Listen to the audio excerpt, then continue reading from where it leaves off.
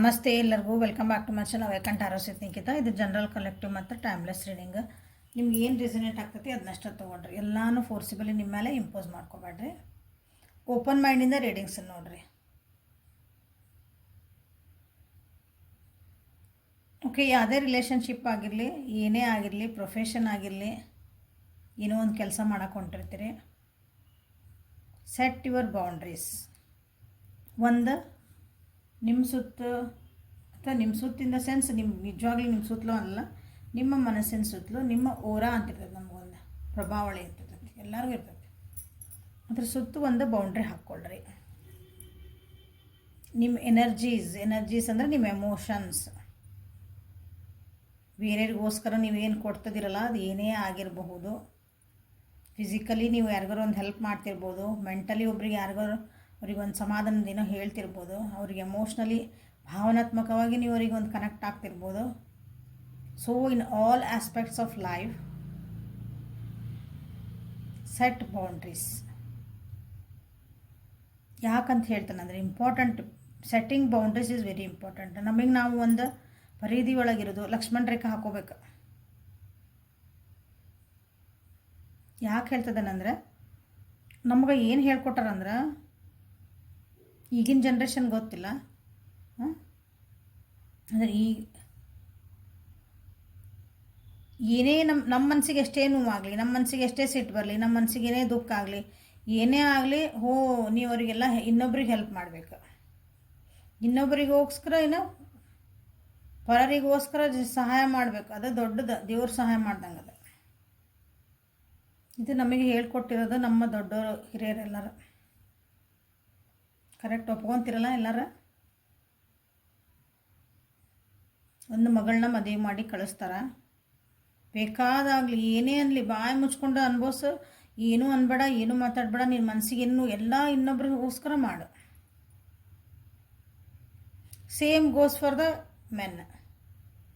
ಗಂಡು ಮಕ್ಳಿಗೆ ಅದನ್ನ ನಿನಗೆ ಎಷ್ಟೇ ಕಷ್ಟ ಆಗಲಿ, ಏನಾಗಲಿ, ನೋವಾಗಲಿ, ನಿನಗೆ ತ್ರಾಸ ಆಗ್ತಿರ್ಲಿ, ಒಳಗೆ ನೋವು ದುಃಖ ಬರ್ತಿರ್ಲಿ, ಅಳಬಾರ್ದು. ನೀನು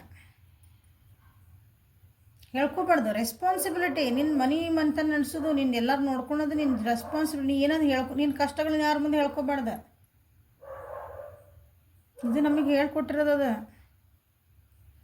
so we are humans.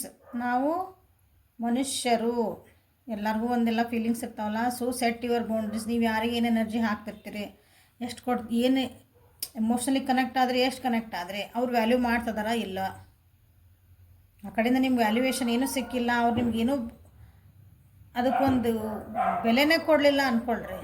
Just stop it. Learn to when to stop giving. ಅಂದರೆ ಏನು ಕಲಿಬೇಕಂದ್ರೆ ನೀವು ಕೊಡೋದನ್ನು ಬಿಡಬೇಕು, ಸ್ಟಾಪ್ ಮಾಡಬೇಕಂತ ನೀವು ಕಲಿಬೇಕು. ಕೊಡೋದು ಏನೇನು ಕೊಡೋದು? ನಿಮ್ಮ ಟೈಮ್ ಕೊಡೋದು, ನಿಮ್ಮ ಎನರ್ಜಿ ಕೊಡೋದು, ನಿಮ್ಮ ಪ್ರೀತಿ ಕೊಡೋದು, ವಸ್ತುಗಳನ್ನು ಕೊಡೋದು, ಮನಸ್ಸು ಕೊಡೋದು. ನಿಮ್ಮಿಂದ ಏನು ಸಾಕ್ರೆ ಆಗ್ತದೆ ಅದನ್ನು ಕೊಡ್ತಿರ್ತಿರಲ್ಲ ನೀವು ಒಬ್ರಿಗೆ. ಯಾರಿಗಾರ ನಿಮಗೆ ಗೊತ್ತು, ನಾ ಅವ್ರಿಗೊಂದು ಅನುಕಂಪ ತೋರಿಸ್ತದೇನೆ, ನಾ ಒಂದು ಕನಿಕರ ತೋರಿಸ್ತದೇನೆ, ಪ್ರೀತಿ ತೋರಿಸ್ತದೇನೆ. ಸೊ ನೀವು ಆರ್ ಗಿವಿಂಗ್, ನೀವು ಕೊಡ್ತಿದ್ದೀರ. ಅದನ್ನು ಯಾವಾಗ ನಿಂದ್ರಿಸ್ಬೇಕು, ಕೊಡೋದನ್ನು ನೀವು ಕಲಿಬೇಕು. ಇದನ್ನು ಯಾವ ಯೂನಿವರ್ಸಿಟಿಗಳು ಹೇಳ್ಕೊಡಲ್ಲ, ನಮ್ಮ ದೊಡ್ಡವರು ನಮಗೆ ಹೇಳ್ಕೊಡಲ್ಲ, ಇದನ್ನು ಹೇಳ್ಕೊಟ್ಟಿಲ್ಲ. ಸೊ ನಾ ಹೇಳ್ತಿದ್ದಾನೆ, ಕಲೀರಿ ಅದನ್ನ.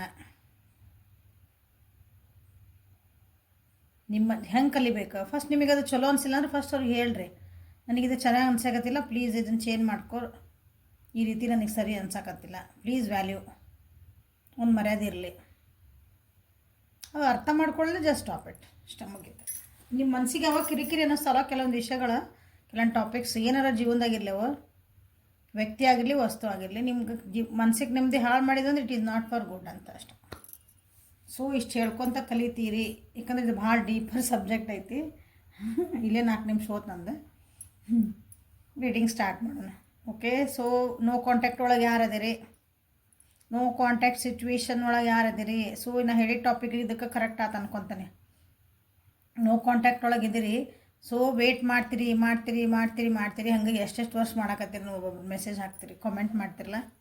So you should know when to stop. Okay, ನಿಮ್ಗೆ ಗೊತ್ತಿರ್ಬೇಕು ಯಾವಾಗ ಸ್ಟಾಪ್ ಮಾಡ್ಬೇಕಂತಂದು. ಸೊ ದಿಸ್ ಇದೆ ನೋ ಕಾಂಟ್ಯಾಕ್ಟ್ ಸಿಚುವೇಶನ್ ಒಳಗೆ ನಿಮ್ಮ ವ್ಯಕ್ತಿ ಜೀವನದಾಗ ಏನು ನಡೀತಾ ಐತಿ, ಯಾರ ಸಲುವಾಗಿ ನೀವು ಕಾಯ್ತಿದ್ದೀರಿ, ಕಾಂಟ್ಯಾಕ್ಟಿಗೆ ಬರಲಿ ಅಂತ ಕಾಯ್ತಿದ್ದೀರಿ. ಸೊ ಆ ವ್ಯಕ್ತಿ ಜೀವನದಾಗ ಅಲ್ಲಿ ಏನು ನಡೀತಾ ಐತಿ, ಪ್ಲಸ್ ಅವರು ನಿಜವಾಗಿ ನಿಮ್ಮನ್ನ ಏನಾದರೂ ನೆನಪು ಮಾಡ್ಕೊತಿದಾರ ಅಲ್ಲಿ ನೋ ಕಾಂಟ್ಯಾಕ್ಟ್ ಒಳಗೆ. ನೋಡೋಣ. ಸೊ ನನ್ನ ವ್ಯೂವರ್ಸ್ ಕಾಂಟ್ಯಾಕ್ಟಿಗೆ ಬರಲಿ ಅಂತ ಯಾರನ್ನ ಕಾಯ್ತಿದಾರಲ್ಲ ಆ ವ್ಯಕ್ತಿ ಜೀವನದೊಳಗೆ ಏನು ನಡೀತಾ ಐತಿ ನೋ ಕಾಂಟ್ಯಾಕ್ಟ್ ಸಿಚುವೇಶನ್ ಒಳ್ಳೆ ಏನು ನಡೀತಾ ಐತಲ್ಲೇ ನೋ ಕಾಂಟ್ಯಾಕ್ಟ್ ಸಿಚುವೇಶನಲ್ಲಿ.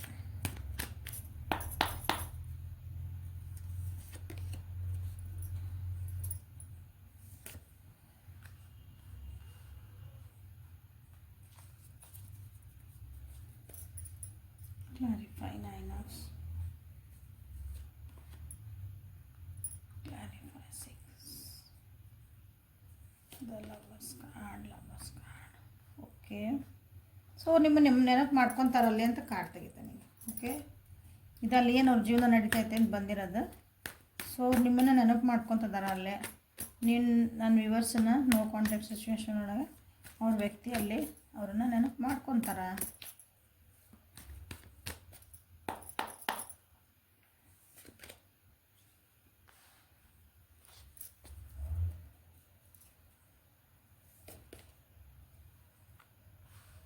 ಮತ್ತು ನೆನಪು ಅಷ್ಟೇ ಇದೆ ಕಾರ್ಡ್.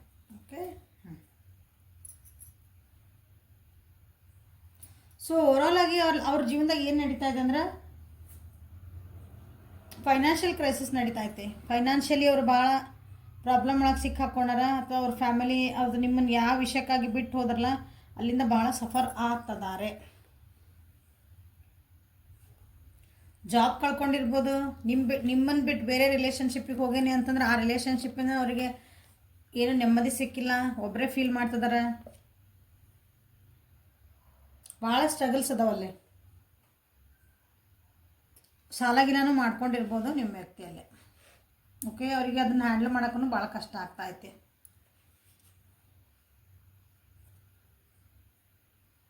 ಸೊ ಇದು ಓವರಾಲ್ ಎನರ್ಜಿ ಇದೆ. ಈ ಕಾರ್ಡ್ಸಿಗೆ ಬಂದ್ವಿ ಅಂದರೆ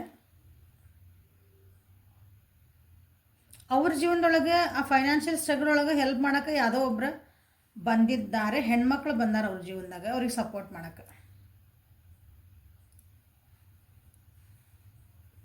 ಆ ವ್ಯಕ್ತಿ ನಿಮ್ಮ ವ್ಯಕ್ತಿ ಜೊತೆಗೆ ಒಂದು ಒಳ್ಳೆ ಬಾಂಧವ್ಯ ಬೆಳೆಸ್ಕೋಬೇಕಂತ ಭಾಳನೇ ಕಷ್ಟಪಡ್ತಿದ್ದಾರೆ. ಹೆಲ್ಪ್ ಮಾಡ್ದಂಗೆ ಮಾಡಿ ಹೆಂಗಾರ ಮಾಡಿ ಈ ವ್ಯಕ್ತಿನ ನನ್ನ ಜೊತೆಗೆ ಇಟ್ಕೋಬೇಕು, ಅಂದರೆ ಒಂದು ಪ್ರೀತಿಯಿಂದ ಇಟ್ಕೋಬೇಕು ನನ್ನ ಜೀವನದಾಗ ಅಂತ ಒಂದು ಕನೆಕ್ಷನ್ ಬೆಳೆಸ್ಕೋಬೇಕು, ಒಂದು ಪ್ರೀತಿಯ ಸಂಬಂಧ ಅಂತ ಹೇಳ್ತಾನೆ ನಾನು ಅದನ್ನ. ಆ ರೀತಿಯ ಒಂದು ಕನೆಕ್ಷನ್ ಬೆಳೆಸ್ಕೋಬೇಕಂತನೇ ಇಲ್ಲಿ ಪ್ರಯತ್ನ ಮಾಡ್ತಿದ್ದಾರೆ ನೋ ಕಾಂಟ್ಯಾಕ್ಟ್ ಸಿಚುವೇಶನ್ ಒಳಗೆ ನಿಮ್ಮ ವ್ಯಕ್ತಿ ಜೊತೆಗೆ. ಆ ವ್ಯಕ್ತಿ ಅವರು ನಿಮ್ಮದು ಥರ್ಡ್ ಪಾರ್ಟಿ ಆಗಿರ್ಬೋದು, ಅಂದರೆ ಫಸ್ಟಿಗೆ ನಿಮಗೆ ಗೊತ್ತಿರೋರು ಇರ್ಬೋದು, ಇಲ್ಲಾಂದರೆ ಯಾರೋ ಹೊಸೊಬ್ಬರು ಬಂದಿರ್ಬೋದು.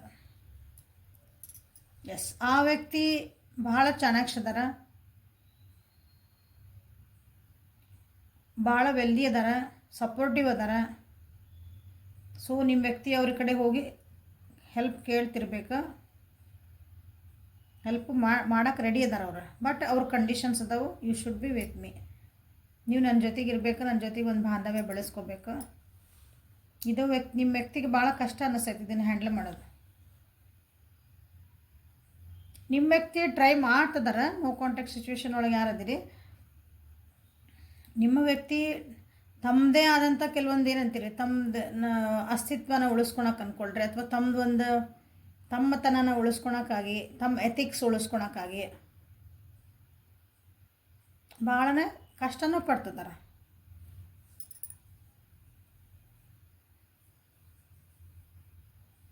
ಸೊ ಅಲ್ಲಿ ಬಂದಿರೋಂಥ ವ್ಯಕ್ತಿ, ನಿಮ್ಮ ವ್ಯಕ್ತಿಯ ಜೀವನದಾಗ ಬಂದಿರೋಂಥ ಒಬ್ಬರು ಅವ್ರ ಹೆಣ್ಮಕ್ಳವ್ರು. ಅವ್ರ ಹೆಣ್ಮಕ್ಳು ಅಂದರೆ ಬೇರೆಯೇ ಆಗಿರ್ಬಾರ್ದು, ಅವ್ರ ಮನೆಯವರು ಆಗಿರಬಹುದು. ಸೊ ನಾನು ಹಿಂಗೆ ಹೆಲ್ಪ್ ಮಾಡ್ತೀನಿ, ಬಟ್ ಅಂದರೆ ನಿಮ್ಮನ್ನು ನೀವು ಅವ್ರು ಬಿಟ್ಬಿಡ್ಬೇಕು, ನಾ ಹೇಳ್ದಂಗೆ ನೀವು ಕೇಳಬೇಕು.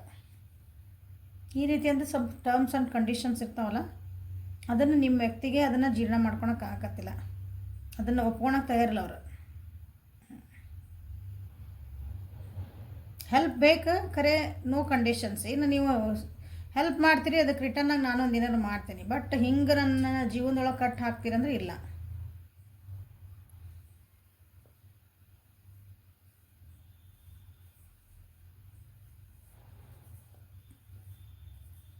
ಈ ವ್ಯಕ್ತಿ ಮೇಲೆ ಏನು ಬಂದಾರಲ್ಲ ಅಲ್ಲೇ ಒಂದು ಅವ್ರ ವ್ಯಕ್ತಿ ಮೇಲೆ ಅವರಿಗೆ ಒಂದು ಒಂದು ಪ್ರೀತಿ, ಒಂದು ಕಂಪ್ಯಾಷನ್ ಬೆಳೀತಿರ್ಬೇಕು. ಅದು ಬೆಳಿಬಾರ್ದು ಅಂತಲೂ ಟ್ರೈ ಮಾಡ್ತಿದ್ದಾರೆ ಕೆಲವೊಬ್ರು. ಆ ವ್ಯಕ್ತಿ ಮೇಲೆ ನನಗೆ ಒಂದು ಒಲವು ಮೂಡಬಾರ್ದು, ಅವ್ರನ್ನ ಹಚ್ಕೋಬಾರ್ದು, ಎಮೋಷ್ನಲಿ ನಾವು ಒಂದು ಅಟ್ಯಾಚ್ ಆಗಬಾರ್ದು. ಜಸ್ಟ್ ಬಿಸ್ನೆಸ್ ಇದೆ, ಬಿಸ್ನೆಸ್ ಓಕೆ, ತೊಗೊಳೋದು ಕೊಡೋದು ಇಷ್ಟೇ ಇರಬೇಕು ನಮ್ಮ, ಅದಕ್ಕಾಗಿನೂ ಟ್ರೈ ಮಾಡ್ತಿದ್ದಾರೆ ಇಲ್ಲಿ ನಿಮ್ಮ ವ್ಯಕ್ತಿ. ಹಾಗಾಗಿನೂ ಸ್ಟ್ರಗಲ್ ನಡೆದವು ಇಲ್ಲಿ, ಬೇಡ ಬೇಡ ಅಂತಂದು. ಬಟ್ ಒಂದು ಬಾಂಧವ್ಯ ಅಂತ ಬೆಳೆದತ್ತಲ್ಲೇ, ಒಂದು ಸ್ನೇಹ ಅಂತ ಸ್ಟಾರ್ಟ್ ಆಗೈತಲ್ಲೇ.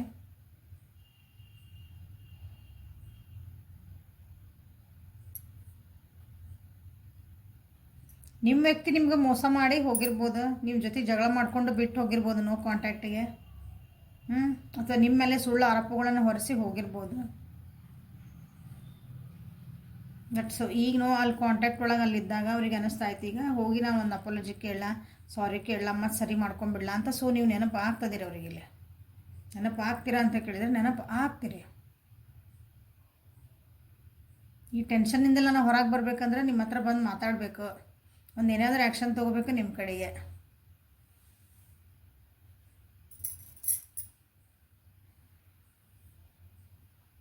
ಅವ್ರು ಮಾಡಿದ ಕೆಲವೊಂದು ಏನಂತೀರ ತಪ್ಪು ಅನ್ನೋದಕ್ಕಿಂತ ನಿಮಗೆ ಅದು ಇಷ್ಟ ಆಗಲಿಲ್ಲ. ಅವ್ರು ಮಾಡಿದ್ದು ತಪ್ಪೇ, ಅವ್ರು ಮಾಡಿರೋದು ಆ್ಯಕ್ಚುಲಲ್ಲಿ ಚೀಟಿಂಗ್ ಎನರ್ಜಿ, ಅದು ಚೀಟಿಂಗ್ ಎನರ್ಜಿ ಬಂದತ್ತೆ. ಅದನ್ನು ನೀವು ಕೇಳಿದ್ದಕ್ಕೇ ನಿಮ್ಮ ಜೊತೆ ಜಗಳ ಮಾಡಿ ಹೋಗಿರ್ಬೋದು. ಅವ್ರು ನಿಮ್ಗೆ ಏನೋ ಅವ್ರು ಮಾಡಿದ ತಪ್ಪು ನೀವು ಕಂಡು ಹಿಡಿದಿರ್ಬೇಕು, ಅದ್ರ ಬಗ್ಗೆ ಏನೋ ಕೇಳಿರಿ, ಅದಕ್ಕಾಗಿ ಮಾತುಕತೆಗಳು ಭಾಳ ಆಗ್ಯಾವು. ನಿಮ್ಮ ಮೇಲೆ ತಪ್ಪು ಹೊರಿಸಿ ಅವ್ರು ಹೋದರು, ನೋ ಕಾಂಟ್ಯಾಕ್ಟಿಗೆ ಹೋದರು, ಬ್ಲಾಕ್ ಮಾಡಿದ್ರು ಅವ್ರು ಹೋದರು, ಒಟ್ಟು ಮಾತಿಲ್ಲ ಕಥೆ. ಬಟ್ ಈಗ ಅನ್ನಿಸ್ತಾ ಐತಿ, ಬಟ್ ದಾರಿ ಇಲ್ಲಲ್ಲ ಈಗ ವಾಪಸ್ ಬರೋಕ್ಕಷ್ಟು.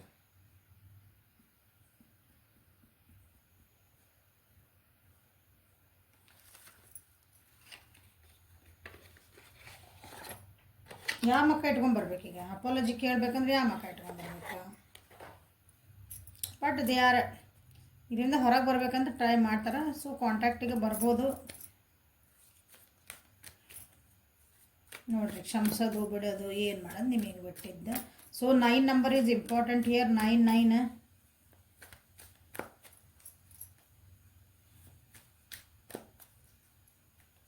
ಎನರ್ಜಿ ಬಂದಿದೆ.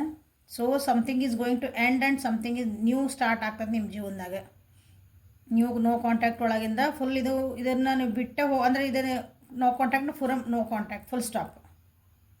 ಇಲ್ಲ ಅವ್ರು ವಾಪಸ್ ಬಂದರು, ಕೇಳಿದ್ರು ಅಪಾಲಜಿ, ನೀವಂದರೆ ಮತ್ತು ಹೊಸದಾಗಿ ಏನಾದರೂ ಬಿಗ್ನಿಂಗ್ ಸ್ಟಾರ್ಟ್ ಮಾಡ್ಬೋದು ಸೇಮ್ ವ್ಯಕ್ತಿ ಜೊತೆಗೆ ನೀವು. ಸೊ 9 ನಂಬರ್ ಏನು ರೆಪ್ರೆಸೆಂಟ್ ಮಾಡ್ತದಂದ್ರೆ ಕಂಪ್ಲೀಷನ್ ಅದ. ಸೊ ನೋ ಕಾಂಟ್ಯಾಕ್ಟ್ ಸಿಚುವೇಶನ್ ಒಳಗೆ ಅಲ್ಲಿ ಏನು ನಡೀತಾ ಇದೆ ಅಂತಂದು ಓಶೋ ಜಂಡಕ್ಕಿಂತ ನೋಡೋಣ ಅಂತ. ಗಿಲ್ಟ್ ಫೀಲ್ ಆಗ್ತಾ ಐತಿ.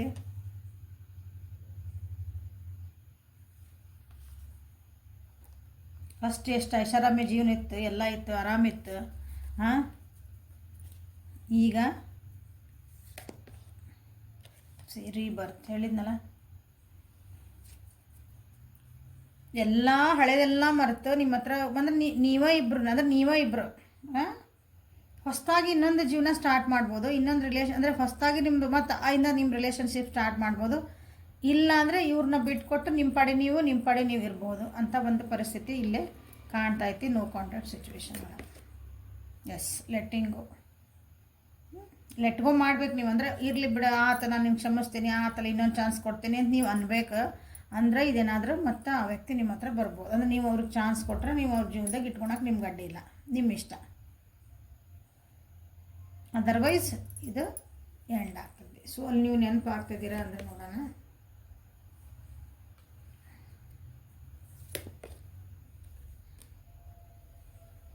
Again new vision. ತಾವು ಮಾಡಿದ ತಪ್ಪುಗಳು, ತಾವು ಮಾಡಿದ ಅನ್ಯಾಯಗಳು, ನಾ ಸತ್ಯ ದಾರಿ ನಾನು ಇರಬೇಕಾಗಿತ್ತು, ನೀವು ಹೆಂಗೆ ಕರೆಕ್ಟ್ ದಾರಿ ಒಳಗಿದ್ರಿ ನಾನು ಹಂಗೆ ಇರಬೇಕಾಗಿತ್ತು. ಎಸ್, ನೆನಪು ಆಗ್ತದಿರಿಲ್ಲ ನನಗಿಲ್ಲ. ಸೊ ನಿಮ್ಮ ಜೊತೆಗೆ ಇನ್ನೊಂದು ಹೊಸ ಬಿಗ್ನಿಂಗ್ ಮಾಡ್ಬೇಕಂತ ವಿಚಾರ ಮಾಡ್ತಿದಾರೆ ಆ ವ್ಯಕ್ತಿ.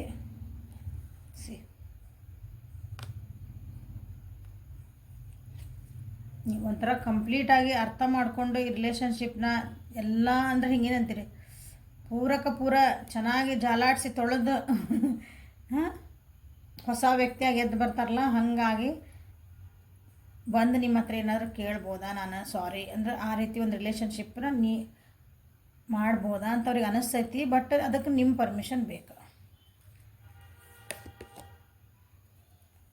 ಪಾಸಿಬಿಲಿಟೀಸ್ ಅವ್ರಿಗೆ ಏನೋ ನೀವು ಹೂನು ಅನ್ಬೋದು, ಹೂನು ಅನ್ಬೋದು.